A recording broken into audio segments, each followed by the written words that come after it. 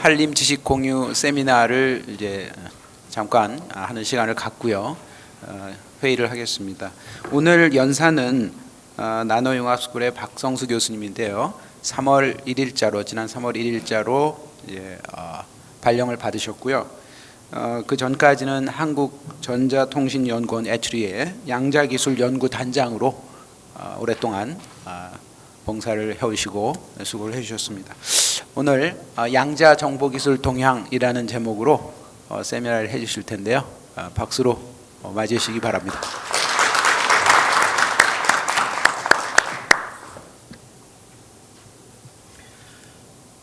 네, 안녕하십니까.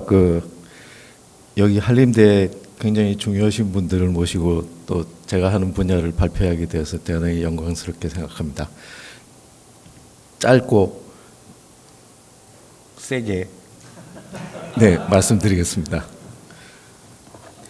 오늘 제가 말씀드릴 내용은 양자정보기술입니다.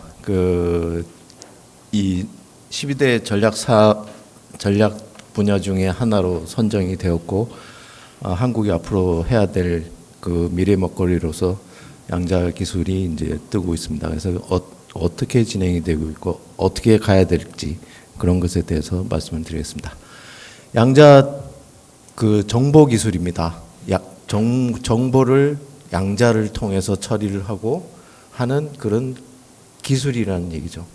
그래서 양자 정보라고 하면은 보통은 디지털 정보는 0과 1로 되어 있는데 이 양자 정보는 0과 1의 중간 상태를 처리를 할 수 있습니다. 중간 상태를 가지고 핸들링을 하는데 그것을 큐빗이라고 합니다. 퀀텀 빗인데 0과 1을 동시에 처리를 한다든지 0과 1의 어중간한 상태를 처리를 할 수 있으니까 아마도 0이나 1을 각각 따로따로 처리할 때보다는 새로운 시장을 만들 수 있고 새로운 응용 기술을 만들 수 있지 않겠느냐. 그래서 기존의 디지털 기술이 하고 있던 모든 일들의 앞에다 양자자를 붙이면 됩니다.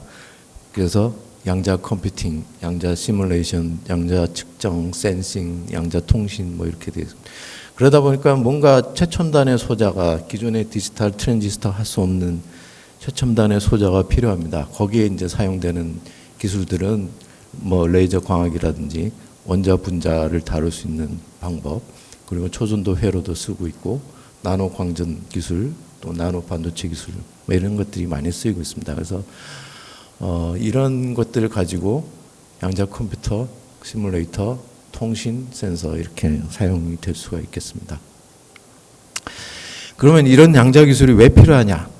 굉장히 중요한 일입니다. 디지털 기술로도 얼마든지 가능한데 그렇지 않습니다. 그래서 지금 인류가 지금 만들어내고 있는 데이터의 생산량은 엄청나게 증가를 하고 있습니다. 그래서 2021년 정도에서 44제타바이트입니다. 제타는 10의 21승입니다. 굉장히 큰 숫자인데 44제타바이트가 얼마나 크냐를 피부에 잘 안 와닿아서 제가 계산을 해봤습니다. 1테라 SSD에다가 저장을 해서 두께 방향으로 쌓으면은 얼마나 쌓을 수 있느냐? 지구와 달 사이에 한 0.8 정도까지 쌓을 수 있습니다. 근데 2025년이 되면 앞으로 2년 후입니다. 그러면은 지구와 달의 3배의 거리에 해당하는 163제타바이트가 생깁니다. 그래서 그러면 이렇게 많은 데이터를 처리하기 위해서는 반도체가 엄청나게 발전을 해야 되겠죠. 데이터를 처리하는 건 주로 반도체가 하고 있으니까요. 그렇지만은 반도체 자체의 발전은 정체가 될 수밖에 없습니다. 왜냐하면은 실리콘 원자 구조를 보시면은 실리콘 원자 간의 간격은 0.5나노입니다. 그러면은 0.5나노 이하로 내려갈 수가 없다는 얘기죠. 그리고 실제로도 반도체 공정 기술 로드맵을 보면 2나노까지만 되어 있습니다. 2나노가 앞으로 2년 후면 2나노 달성하고 끝나는 겁니다. 그러니까 새로운 소자들이 필요한 거죠. 그리고 또 하나 있는데 기존의 디지털 컴퓨터로는 굉장히 어려운 문제들이 많이 있습니다. 못 푼다가 아니고 푸는데 굉장히 오래 걸리는 문제들입니다. 예를 들면 소인수 분해라든지 뭐 연립 방정식을 푼다든지. 연립 방정식은 간단한 건 금방 하겠지만 뭐 100 by 100 그러니까 이런 연립 방정식 같은 건 풀기가 엄청나게 어렵습니다. 오래 걸립니다. 얘는 쉬운 문제로서 저기 있는 그림에 13 곱하기 7은 얼마냐. 디지털 컴퓨터 엄청 빨리 할 수 있죠.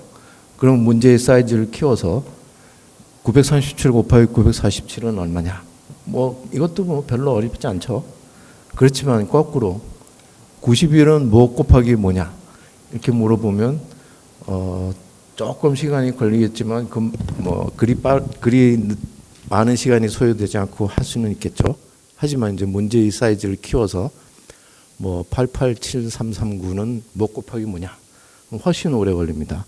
그러면 이렇게 문제의 사이즈에 따라서 푸는 데 걸리는 시간이 굉장히 커질 수밖에 없습니다. 고정 컴퓨팅에서는. 근데 그런 것들을 양자 컴퓨팅을 하면은 뭔가 해결할 수 있지 않겠느냐 해서 많은 사람들이 열심히 연구를 해왔습니다. 30년 동안. 이론 연구는 시작한 지 벌써 30년이 넘었습니다.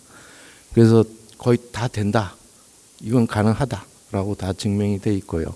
근데 어떻게 잘할 수 있느냐, 어떻게 리얼라이즈 할 거냐, 그런 것들이 이제 앞으로 남아있는 과제들이죠. 눈치를 채셨겠지만 13 곱하기 7은 91입니다. 947 곱하기 937 곱하기 947은 887339입니다. 그리고 이제 또 하나의 난제들이 있는데 깜깜한 밤에도 조명이 없이 촬영이 가능한가. 이런 사회적인 난제들, GPS가 없는 환경에서 어떻게 내비게이션을 할 수 있겠느냐. GPS가 없는 환경은 상상을 할 수가 없겠지만 전쟁 나면 바로 GPS 위성부터 파괴합니다. 그러면 어떻게 작전을 할 거냐.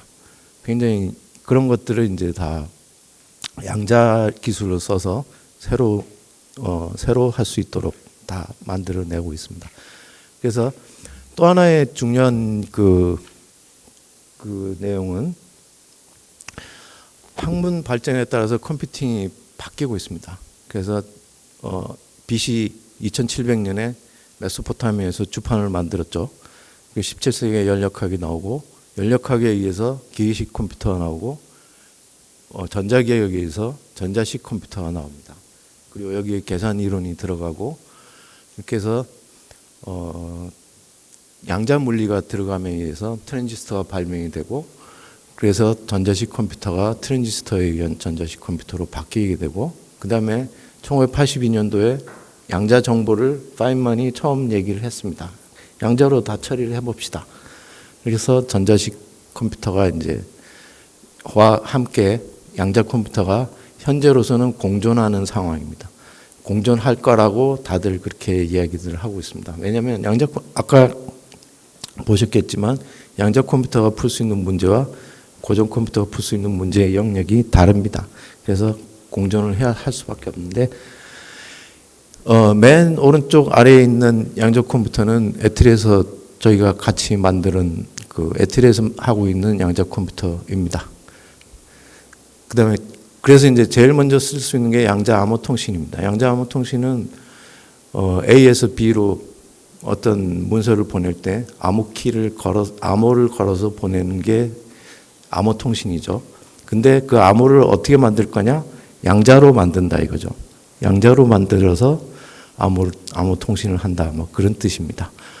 그런데 이 양자 암호 통신은 굉장히 오래 84년도에 이론이 나왔습니다. 그래서 거의 지금 거의가 아니라 실용화를 하고 있습니다. 그래서 벌써 장비를 이렇게 만들었고 벌써 2016년도에 중국은 북경부터 상해까지 2,000km를 사용을 했고 썼고 미국도 서비스를 하고 있고 한국도 지금 한 400km 정도를 깔아놨습니다. 그래서 벌써 KT나 SKT에서 서비스를 하고 있는 상황입니다. 그래서 이거는 이제 조금 전에는 유선 파이버를 통해서 하는 거고 지금 위성 양자 암호 통신을 해서 저 위에 있는 정지궤도까지 해보려고 연구 중에 있습니다. 이거는.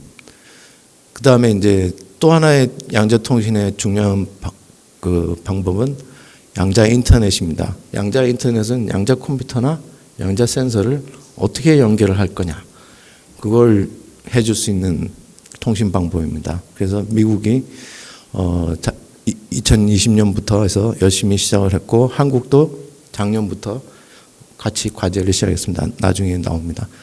그래서 그 다음은 이제 양자 센서입니다. 양자 센서의 경우는 여러 가지 현상들을, 양자적인 여러 가지 현상들을 센서에 이용하는 것입니다. 그래서 관성을 측정한다든지 시간을 측정하고 자기장, 전기장, 이미징 해서 측정할 수 있는 방법들은 다 다릅니다.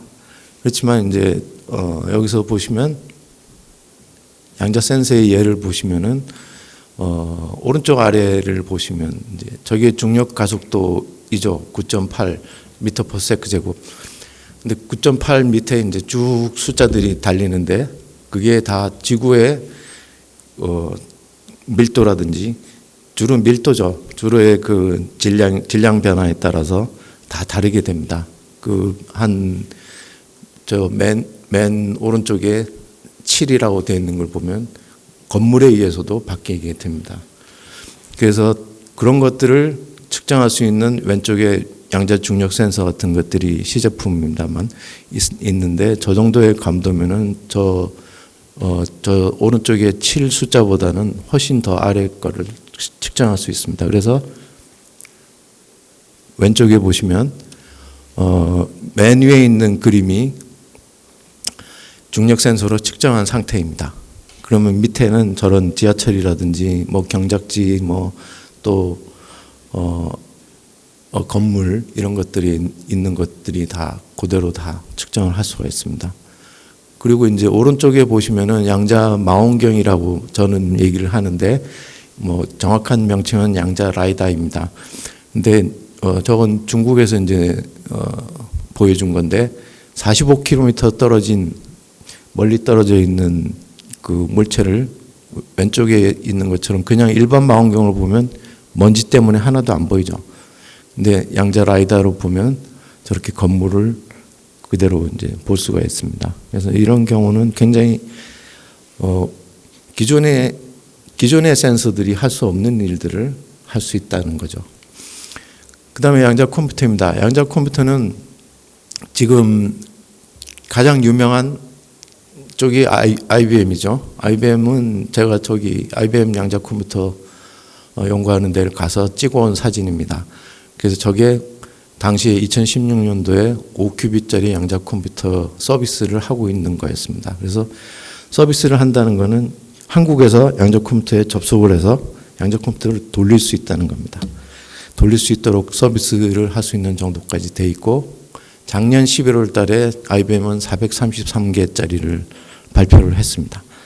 그리고 왼쪽에 있는 거는 많은 한국 분들이 굉장히 잘 아실 수 있는 이온큐라는 회사입니다. 이온큐의 사장은 한국 분입니다. 그래서 지금 이온큐는 방법이 좀 다른데 32큐빅까지 지금 돼 있는 상황입니다. 그래서 전체적으로 양자 컴퓨터가 어떻게 현황 여러 가지 양자 컴퓨팅을 할 수 있는 소자들이 굉장히 많이 있습니다. 그래서 초전도 기술이라든지, 초전도는 IBM의 433큐빗이 가장 많이 있고요. 그다음에 실리콘으로 해서 실리콘 웨이퍼에다가 만들어내는 양자 큐빗이 있습니다. 이것은 아직은 그 상태가 조금 숫자를 많이 키울 수 있는 상황은 아니지만은 지금 인텔이 열심히 해서 10만 큐빗까지 해보겠다 이렇게 돼 있고, 300mm 웨이퍼 레코드판만한 웨이퍼에다가 만들겠다로 돼 있습니다. 그 다음에 이제 아까 말씀드린 이온큐가 하고 있는 것처럼 이온 트랩 양자 컴퓨터입니다. 이런 경우는 보통 한 32개까지 돼 있고, 또 중성 원자, 그래서 실제로 그냥 원자를 공중에다 잡습니다. 레이저로 하면 잡을 수 있는데, 그걸 2D로 잡아서 256개를 잡았습니다. 하버드대에서. 지금은 스피노프에서 회사를 차렸습니다.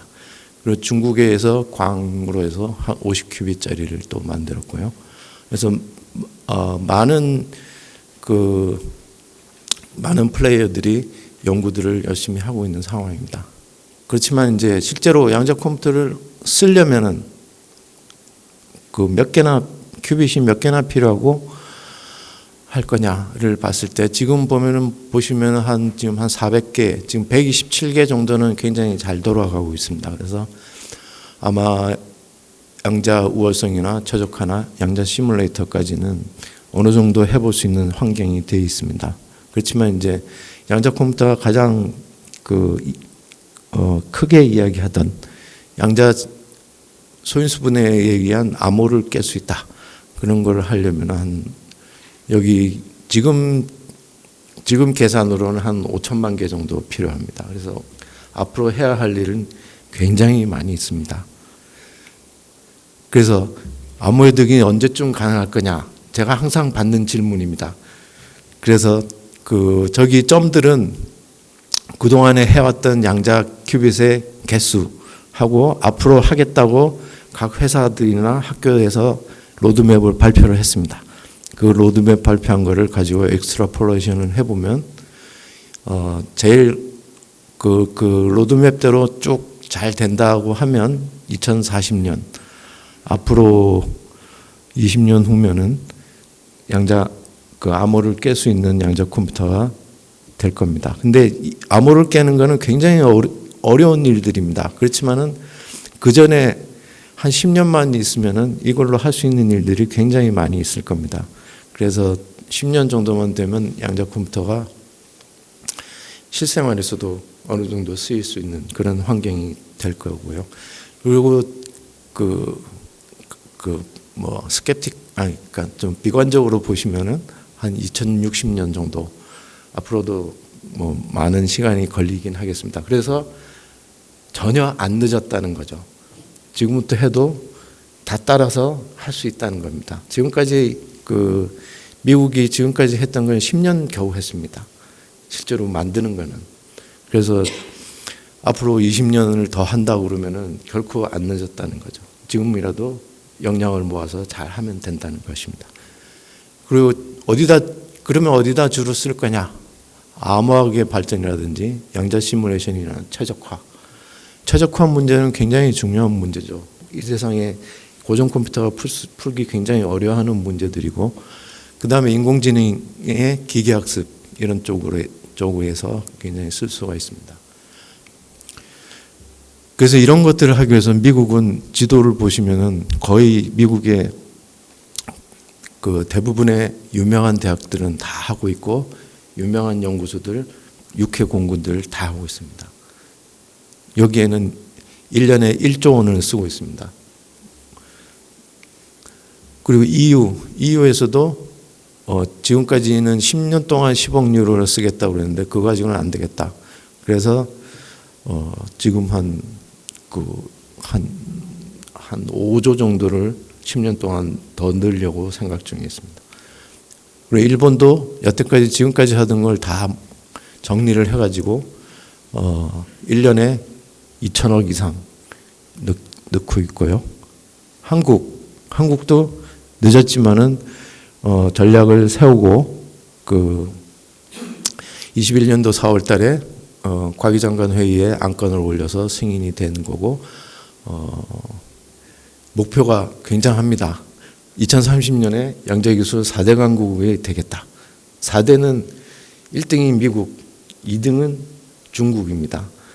3등이 유럽입니다. 그러면 일본을 제끼고 4등이 되겠다는 거죠. 굉장히 큰 전략을 세우고 있고, 여기에 따라서 컴퓨터, 통신, 센서 이런 것들을 주로 하겠다는 데 있고요. 그 다음에 이제 지금 양자 분야를 하겠다는 모든 이 기업, 연구소, 대학 이런 것 다 모아서 협회 비슷한 걸 만들었습니다. 그래서 미래양자융합 포럼입니다. 그래서 지금은 훨씬 100개 기관이 넘습니다. 그래서 산학년에 83개 기관에 당시에는 그랬는데 지금은 100개 기관이 넘는 기관들이 참여하고 있고요. 그다음에 또 그 연구를 대학의 연구를 잘 할 수 있도록 성균관대가 가져갔지만은 대학의 연구 생태계를 조성하기 위해서 지원 센터를 만들었고요.